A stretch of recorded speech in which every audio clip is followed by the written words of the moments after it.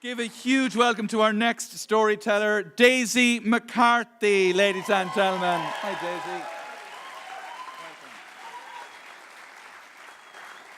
Hi, this is a story about how I found myself in the Irish Sea this March after losing my mind. I have a frazzled mind, but it's 2017. We all do. I've kind of got the kind of frazzled mind that I have such constant dialogue going on in my head that I don't even notice if I'm alone. What's in the fridge? Did I do that at work? When will I text that person back? Etc. Etc. Did I lock the car? And in addition, I really love making stuff. Kind of pottery, sewing, videos, whatnot. And as soon as something comes into my head to make, my brain just does not give me rest until it's made. A year ago, I came back to Ireland for a calmer existence. And at this time, via an existential crisis out with the scope of this tale, I started making sequin capes. First for friends, and then for people who I wanted to be my friends, and then, to offset the cost of the sequins, I proffered my services online, and you'd be surprised, people actually want to purchase sequin capes off strangers on the internet, and people got it from London and Australia. And the other thing you'd be surprised about is the urgent nature of their need.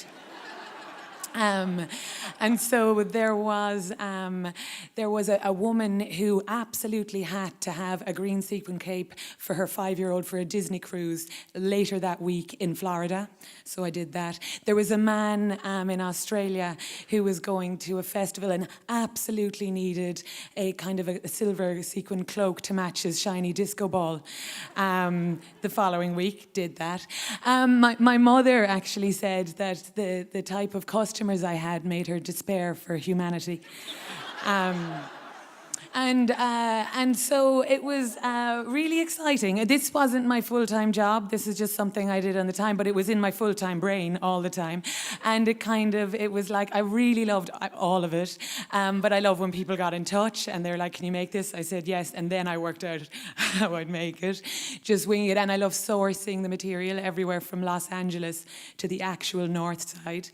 And then made the thing and took the pictures, did all the Instagrammy things, and then I just twirled around my flap before packing it up and bringing it to the GPO, with all its bullet holes from the 1916 Rising, where the postmen would give me free envelopes and call me young lady.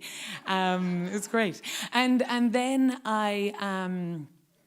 it was the problem, I guess, if there was a problem, is that there was only 24 hours in the day. I was working full-time. I was doing a master's in education, sure, why not?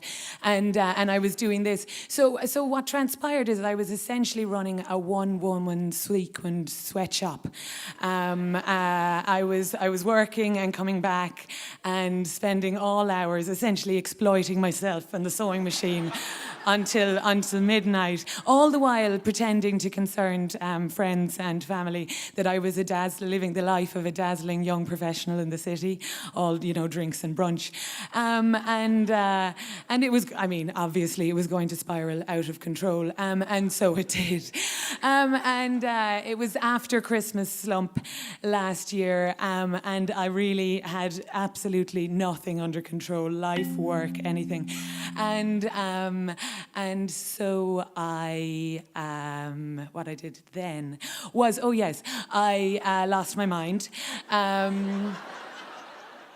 I got some psoriasis. That's what happens. My body's like, you've lost your mind. That's what's happening here. And then I got the flu, and then the flu went into my mind. It was all negative and being like, what the absolute F are you doing? This is all your fault. What do you think you're doing? If you hadn't made all these choices in your life, you wouldn't be so unhappy right now. And something had to give. And obviously, what with everything else, it was the sequins I had to give. So I told my friends and family that I was going to stop doing it. I told them I didn't actually stop doing it. I turned it into a kind of an undercover job. And so, I mean, as addictions go, it's on the tamer side of things, but it still has the same patterns of denial and lying. And so and again, how can you say, oh no, I won't make you a unicorn sequin cape? Or no, sorry, you're getting married, I can't make you and your 5 flower girls matching sequin. No, you can't do that. So I didn't. I just kept on going like a dervish. And the psoriasis spread all out over my body. And I went to a dermatologist who recommended light therapy. I took literally and figuratively, but nothing obviously worked. And then I was in a heap in my parents' house. Parenting never ends. And saying, listen, you know, I can't do Ireland. What in the name of God is this? There's no place for a leper like me in this town. I need to leave, and what's more, I'll never find happiness again. And my father was, I think he was scraping the bottom of the barrel. He didn't want another daughter to leave. So he said, no, you haven't tried everything. You haven't gone into the sea. The sea will do it. You'll be grand. Go into the sea there. And so you're surrounded by it in Dublin. So I went up, and on a Wednesday in March, I went to the 40-foot, and I was surprised. I wasn't the only one there. I was the youngest by circa 50 years.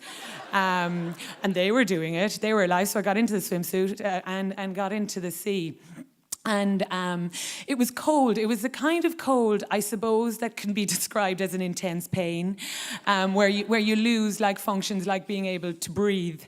And I thought, feck this, I'm getting out. And I went to get out, but there was a long, slow line of senior citizens on the paths, the steps. There was no way out, so I just had to breaststroke my way on. And so I contemplated the medical emergencies like death that I was going to undertake. And then two incredible things happened.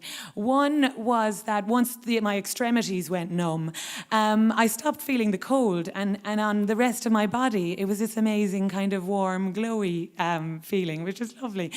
And then an even more odd thing happened. I just noticed it was really quiet. Not like around with the oldies. It was quiet in my brain because swimming, I noticed all that frazzled thought kind of simmered away down into nothing. And I was just there bobbing in Dublin Bay with just one thought left, and that was that everything was going to be okay.